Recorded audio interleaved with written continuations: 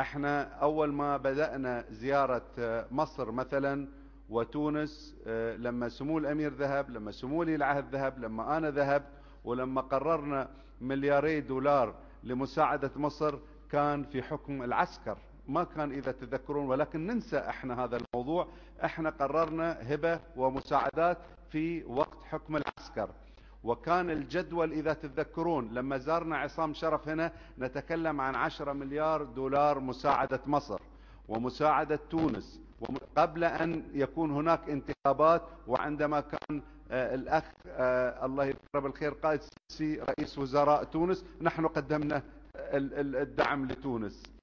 ولذلك كل ما يقال هو صنيعة بعض الأشخاص الذين مصلحتهم أن لا يتغير شيء في الواقع، وهذا ليس شأننا. تغيير كل دولة يخص كل دولة، ونحن نحترم قرار كل دولة، ولكن نحن نعلم من دس هذه الأفكار. مثلا قالوا أنه إحنا شرينا أو حنأجر الأهرام مثلا و200 مليار دولار، يعني حتى الرقم مش مناسب للتأجير، رقم كبير جدا. لا تأجير 5 سنوات، لا 5 سنوات ب200 مليار، يعني صفقة مربحة. احنا لا نعلم عن هذا شيء ولم نتكلم في هذا شيء. تعرفون انا اكتشفت لما بحثنا الموضوع اكتشفنا واحد من دولة عربية مرسل رسالة ل افتكر الحكومة المصرية، اقترح عليها انه لو تأجرون هذه الاماكن لقطر حتى تعطيكم فلوس. واحد مرسل، احنا ما لنا ذنب، يمكن مدسوس، انا ما اريد اقول مدسوس، اقول يمكن مدسوس. بعدين جو قالوا ان احنا حنشتري قناة السويس او حنأجرها، والله ما اتذكر شراء. لم نتحدث في هذا الموضوع ابدا.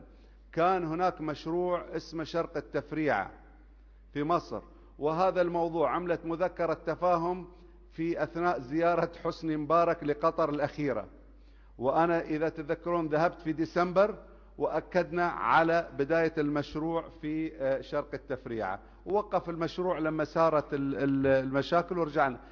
لم نذكر قناة السويس ولم نتحدث عن تأجير او شراء قناة السويس. ويعني ولذلك ايضا انا والله ما اعرف وين مسبيرو، والله ما اعرف وين مسبيرو اقسم بالله. بعدين فهمت انه في مبنى الاذاعة والتلفزيون ايضا قالوا ان احنا بنشتريه. يا اخي انا مش عارف مين اللي، طبعا انا عارف مين اللي طلع الاشاعات، وعارف ان هي جزء بين حرب بين طرفين موجودين في مصر، احد في الحكم واحد في المعارضة. انا احترم المعارضة واحترم الحكم واحترم كل مصري وكل رأيه. واولا الشأن المصري هو شأن مصري لا نتدخل فيه لا من قريب ولا من بعيد، ونحن نتعامل مع حكومات ولا نتعامل مع اشخاص.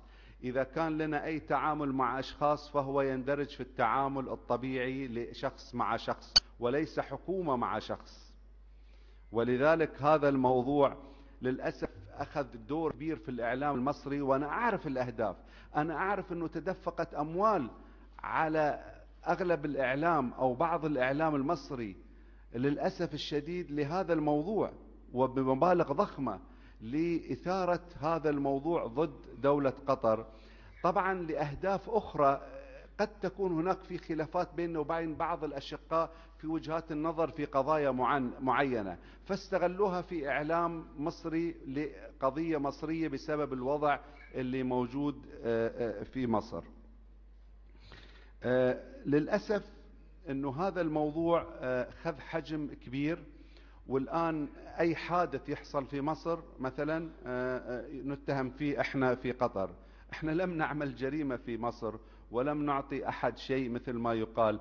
احنا تعاملنا مع الحكومة قبل المؤقتة، وتعاملنا مع الجيش المصري الذي نفخر به ونعتز به كجيش مصري، وبدأنا برنامجنا من أيام هذاك الوقت، وبدأنا برنامجنا من أيام حكومة عصام شرف، وأكملنا برنامجنا ثم اتهمنا أنه احنا نريد نشتري مصر. واحنا اولا مصر اكبر من ان احنا نشتريها، ثانيا احنا نحترم مصر الشقيق الاكبر لنا،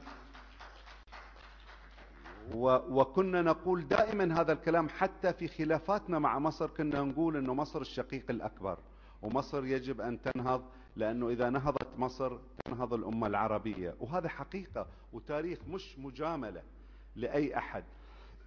يعني المصريين أنا أعرف أنه يفخرون وكانوا يبكون عندما أغلقت الحدود مع غزة، لأنه المصريين ما كانوا يقبلون هذا. وأنا أعرف أنه كان الهلال الأحمر القطري وكان ضابط مصري، وبكى الضابط المصري لأنه ما استطاع أنه يدخل الأدوية والغذاء لأنه ممنوع عليه، وهو خجلان من نفسه، لأنه هذا هو الشعب المصري، هذا هو تاريخه في الكفاح معروف. أنا للأسف استرسلت في هذا الموضوع لأنه فتح مجال وإحنا ساكتين، لأنه وجدنا أنه الرد حيكون أرخص من الاتهام اللي صادر. ولذلك احنا نثق بعقلية الشعب المصري، نثق بقدراته الفكرية، ونثق انه هذه القضايا يعرف انها للاستهلاك لقضايا سياسية اخرى نرجو ان تكون بعيدة عنا، نرجو ان تكون بعيدة عنا.